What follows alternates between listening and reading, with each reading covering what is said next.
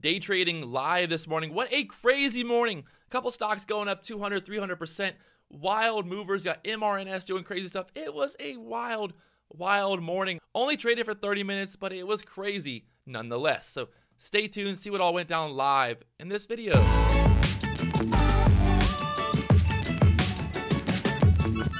Making only one trade this morning. I missed my opportunity on a couple different trades. I was 1 cent shy of a couple different entries that would have been beautiful, beautiful profits. You know, like I always say, it's such a fine line. Sometimes if you're just 1 cent short, 1 cent short of a trade or of a dip buy or of an entry, you know, you can miss out on thousands of dollars. You know, that's really the hard part sometimes, is missing those entries, but then still telling yourself, I'm not going to chase it, or I'm not going to force this trade. I missed my entry, it didn't work out, and I'm going to be disciplined. That's what I did today. It's one of those days where I could have chased it and I could have made more money, but at the same time, there's going to be those days where if I do chase it, I'm going to get burnt.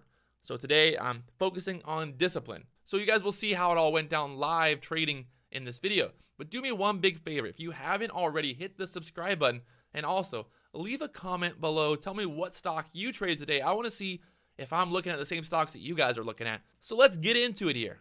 See if we can get filled here on CHFS down there at the 441 area. Not getting filled there on the dip down there to 441.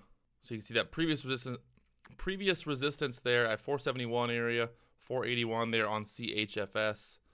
Was hoping to get filled down there at the 440, get maybe the test of that 470 area like it just did. It's a nice little pop from 440 up there to 471. Not bad. Looking here at ARNA, was looking for an opportunity to go short. If this thing really got extended there at open, was looking for that move up there to the $43 area. You can see on the daily chart, this thing got stopped out there before at the $44.50 area, $43 area kind of resistance there. So I was hoping for kind of that run up there to the 43 back there, $43, kind of hold it down there. You can see it got up there to $42.59. Was watching to see if it could kind of get up there to the $43 area and then look for a pullback. So we'll see if that can happen right here. Got a couple little penny stocks here. ENRG, PRPO moving. You got PRPO here. Looking for this break over $1. Looking for a quick jump here on PRPO up to the 109 area. See if we can get filled here. Giving PRPO a little bit of time here. Looking for a move up there to the $1.10 area. A lot of selling pressure here at the 105 right now. There we go. Come on, over 105. Let's go, let's go, let's go. Looking for that break over 110 here. Taking it there at 108. Just not getting up there. Got MRNS breaking above $5 here. See if we can't get a pullback down there to the 490s.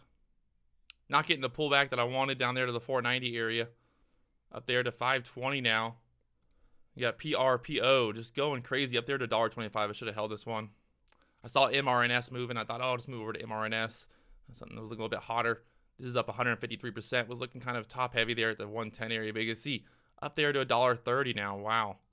PRPO just going nuts. PRPO getting halted there at the $1.30 area now. Should have held this one. I knew I should have held this one. So looking like 550 area would be the next resistance there on MRNS. Let's see if we get up there to that 550 area. Might look for a short opportunity if we can get up there. See if we can get some shares short there at 545 here on MRNS. So got up there to 544 now, pulling back down there at 528. So MRNS pulling back down there to the $5 area. Was trying to get short there at 545 area. You can see the high of this candle, 544. 544 area, MRNS would have been a beautiful short down there. A couple play-ins this morning, in theory, would have been beautiful. We all know how that works, though. If you don't pull the trigger, it doesn't really matter. MRNS just crashing down through $5 now, down there to 496. Beautiful. This lined up perfectly. Look at the daily chart. This lined up this resistance back there at the 540 area. That resistance, boom, kicked in perfectly there and pushed it back down there to under $5. PRPO about to reopen here. Let's see what happens. Going crazy up there to the $1.50 area. Not sure I want to chase it here. There it is. Halted again there at $1.60 now. PRPO not giving us any opportunity to jump in there. It jumped from $1.30 up there to basically $1.45, and then boom, right to $1.60, and now it's halted again. So it'll be halted again for another 10 minutes, and we'll see what happens after it reopens. It's painful to watch, painful to see, but sometimes it's also just nice to get that confirmation that you were on the right side of the trade. You know, you had the right idea.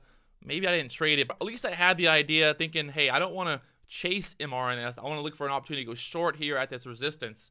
So instead of me chasing it up to that resistance area, I was able to think in my head, you know, hey, this is a better short opportunity, in which it ended up being a better short opportunity. I didn't pull the trigger, but at least I was able to identify that this was not a dip buy, but really this was a short.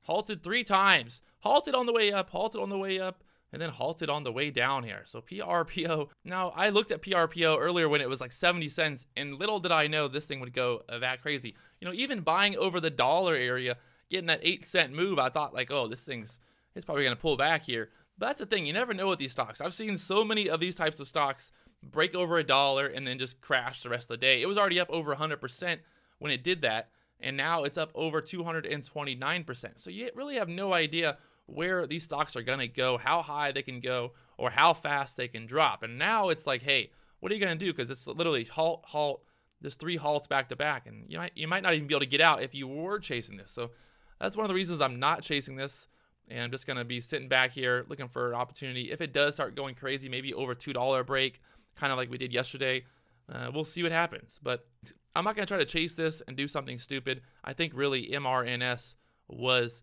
the play for me today. Oh, look at it, down there to 470 now. So MRNS was the stock, the trade that I should have made this morning, shorting MRNS. This would have been beautiful, beautiful, beautiful. 1 cent short there, 1 cent short away from making, $500. So that's what's crazy, is sometimes you can be literally just 1 cent away from making, or 1 cent away from losing a lot of money. So it's always like, it's such a fine line when you're trading these crazy movers. And a lot of times you just got to take what you can get. If you get a good fill, you get a good fill. If you don't get a good fill, you just got to realize that and look for a better opportunity later on. And then you can see just kind of pulling back down there. So I think I'm going to be done for the day. It's already 10 o'clock. It's my last trading day of March. So I'm actually heading to Barbados on Thursday. Tomorrow, I've got to go to Orlando to do some stuff in Orlando for the day. And then I head out from Miami, flying to Barbados, and then we're taking another little plane over to another island called Union Island. And then I'm going to be on the sailboat till the end of March, beginning of April. I'll be back here April 1st. So I will talk to you guys later on.